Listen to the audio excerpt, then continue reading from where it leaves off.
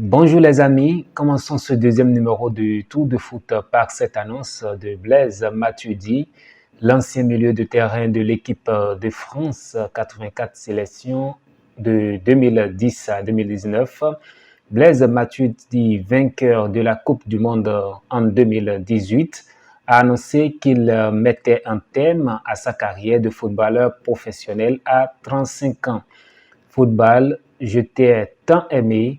Football, tu m'as tant donné, mais le moment est venu de dire stop.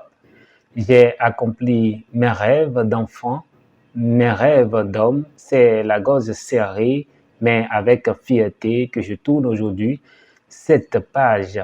Merci à laisser l'international français. Après une Coupe du Monde réussie avec le Maroc, le coach Walid Regragui confie avoir pour ambition d'atteindre au minimum le dernier carré d'as de la CAN 2024.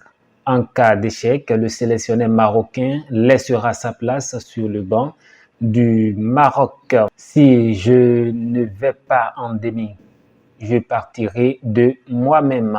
À la question de savoir qui est le meilleur joueur de l'histoire, Pep Guardiola n'a qu'une seule réponse. Messi est le meilleur de l'histoire et mon opinion à ce sujet n'aurait pas changé, même s'il n'avait pas remporté le mondial. Chacun a son opinion, mais personne ne peut douter qu'il est le plus grand de tous les temps. À 26 ans, André Onana prend sa retraite internationale avec le Cameroun. Toute l'histoire, aussi belle soit-elle, a une fin, et mon histoire au sein de l'équipe nationale du Cameroun a pris fin. D'ici André Onana. La reprise de volée acrobatique du Brésilien Richarlison contre la Serbie a été élu le plus beau but de la Coupe du Monde Qatar 2022. Eden Hazard aurait choqué Ancelotti en revenant déterminé du mondial et en s'impliquant davantage à l'entraînement avec le Real Madrid. Laporte à propos de Frenkie de Jong. Au milieu de terrain, je n'ai jamais voulu vendre Frenkie de Jong car il est l'un de nos meilleurs joueurs. Il est l'un des grands talents jeunes et l'un des leaders de l'équipe.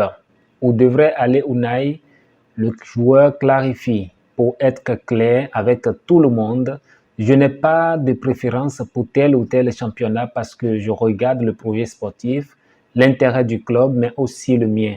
S'il y a un vrai projet sportif, c'est là-bas que j'irai. Après Messi, c'est le tour d'Angel Di Maria qui aurait décidé de poursuivre sa carrière internationale avec l'Argentine. En mai dernier, il avait annoncé que la Coupe du Monde devrait être sa dernière compétition avec la sélection.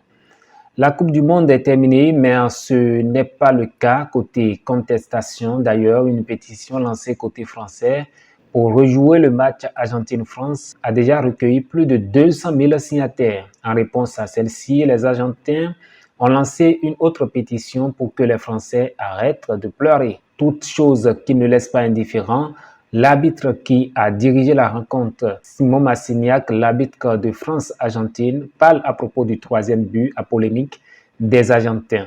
Pour qu'elle soit sanctionnable, cette situation devrait affecter le jeu. Et quel a été l'impact des gars qui se sont levés et ont sauté sur le terrain? C'est chercher la petite bête. Messi a une nouvelle fresque murale à Buenos Aires 4 jours après la victoire de l'Argentine en Coupe du Monde. Une toute première fresque murale représentant Lionel Messi levant le trophée a été réalisée sur le mur de Buenos Aires. Mauvaise nouvelle pour N'Golo Kanté. En conférence de presse, l'entraîneur de Chelsea, Graham Potter, a déclaré que la blessure de N'Golo Kanté est encore loin de la guérison.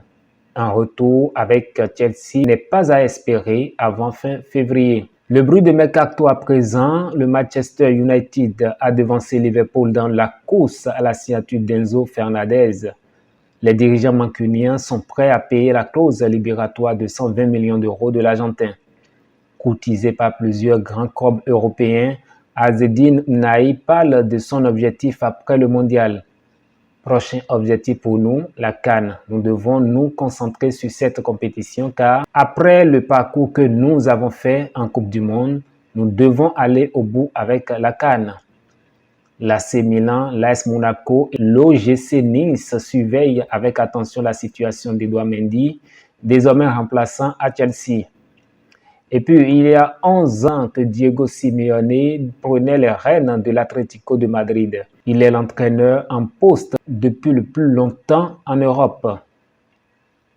Terminons ce deuxième numéro de Tour de foot par cette information de remise en liberté de Mathias Pogba. Le Parisien annonce que Mathias Pogba, incarcéré depuis le 17 septembre dernier, notamment pour extorsion en bande organisée à l'encontre de son frère Paul, est sorti de prison.